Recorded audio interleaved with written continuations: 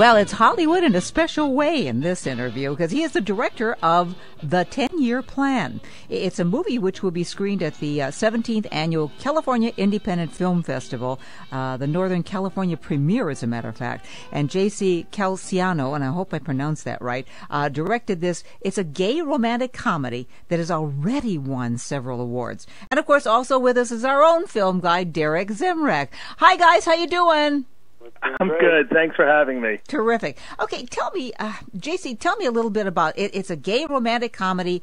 What's it about? I know the two leads are what, Miles and Brody, and they make a pact or something like that? Yeah, it's actually based on a true story about my two best friends who 15 years ago made a pact that if they were both single in 10 years, they would be together.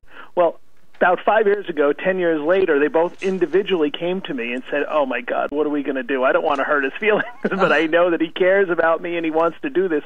What do we do? And I thought, what a hilarious opportunity for a romantic comedy. So I wrote the script really kind of based on the three of us in the scenario that was. Okay, and I don't want to give away the ending, but does it end happy, I hope? Well, it is a romantic comedy. Emphasis on comedy. Nobody dies at the end. Oh, what? Nobody dies. Oh, thank you. I was going to say, you said dies, and I'm going, oh, God, they didn't die, did they? Okay, that's good. JC, I think you play at how many film festivals so far?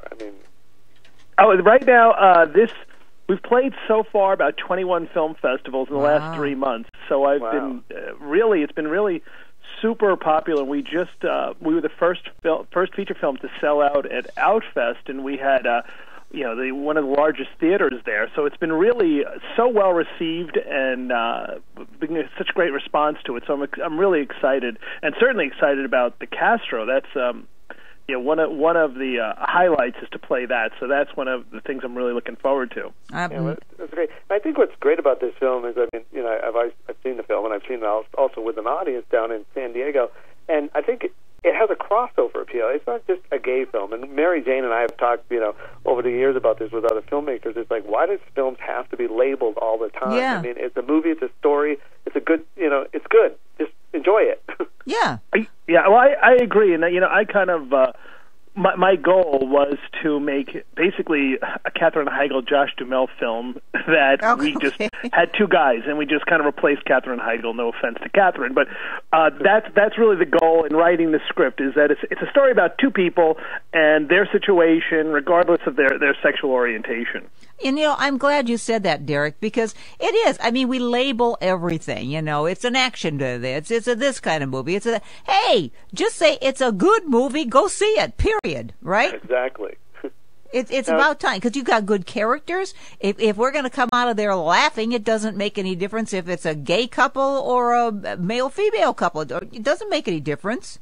Well, that's been the response so far, is that, I'd say probably about half of the audiences that have been playing, because I haven't only been playing LGBT film festivals, and the audience is predominantly heterosexual, and they just come out and they said, this is great. It's not a matter of them being two guys. It's a fun story. It's a wonderful story, and it's funny, and it's great that it's guys, but it really is a secondary thing to what the story is. Good. Right. And I think that's great that society has actually starting to realize that. You don't have to label everything. Gee, it's only taken us, how many?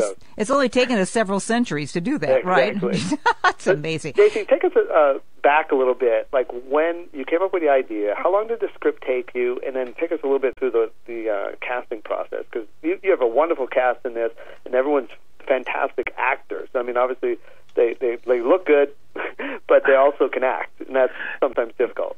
Well, yeah, I spent a lot of time. This is my third feature film, all in the rom-com genre, and this picture took me about 6 months to write. I really spent, and it was full time, really just writing and then rewriting and spending the time to make the story as tight as I can, and then I sent it out to several industry people who I respected their opinions, and I got notes on it. And once I felt the script was ready, I decided to make the film, and I brought in a casting director, the same casting director who did my other two pictures, and I bring in at least a minimum for the lead roles 100 actors, and I'm in the room myself, and I read them all, and I put them on tape, and then I select about 4 of what I consider the lead types that would fit into those roles. And then I do chemistry pairings.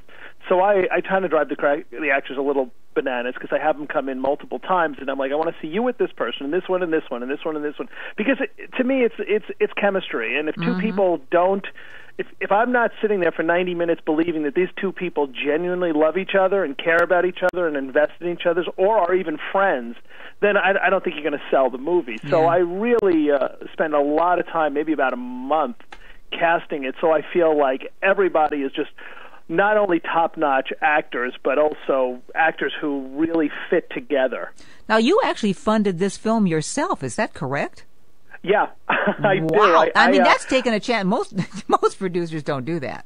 Well, you know what I do is I reinvest. I reinvest from film to film. You know, when I made the first film, I was fortunate that it was a successful film, and then I turned that into the second film. And then when that film did well, then I feel like if I can't believe in myself as an investor, then how could I expect anyone else to believe in myself as an investor?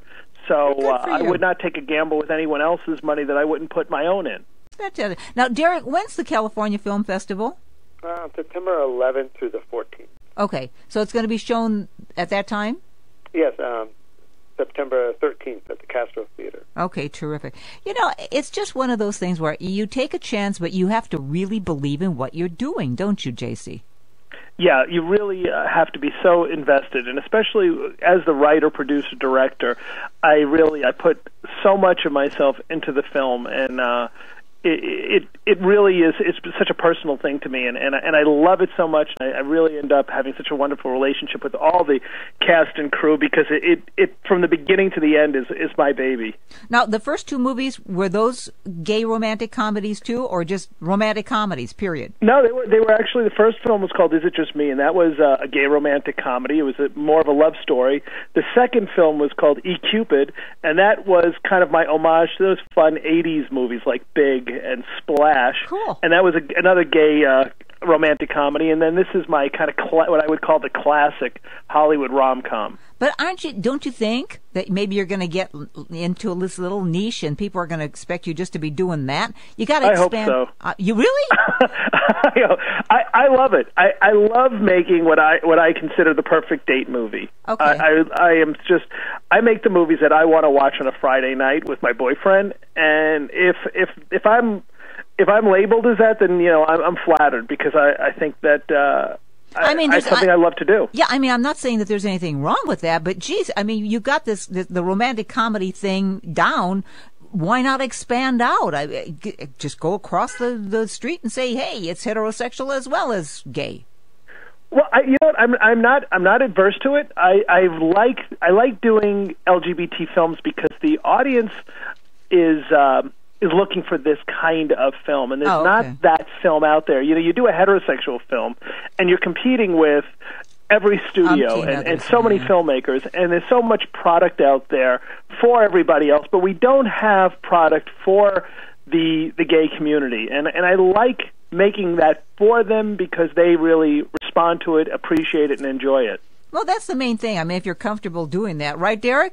That's right. I think, like I said it before, I saw the film in San Diego, and with an audience, packed house, like 500 people maybe, and I mean, it was laughter and clapping and cheers, and I mean, JC, that must have really been quite a rewarding experience for you. It was wonderful, and it was 700, but I wasn't counting. 700? Who's counting? But it was really wonderful because when in most romantic comedies you have are you going to go get a moment in the beginning of the third act, and during that kind of are you going to go get a moment, the whole audience just burst out into applause because they were so involved in that moment, and that really tells you that the audience is enjoying what they're seeing. Now, JC, who's JC? Tell me how you got started in this business and why.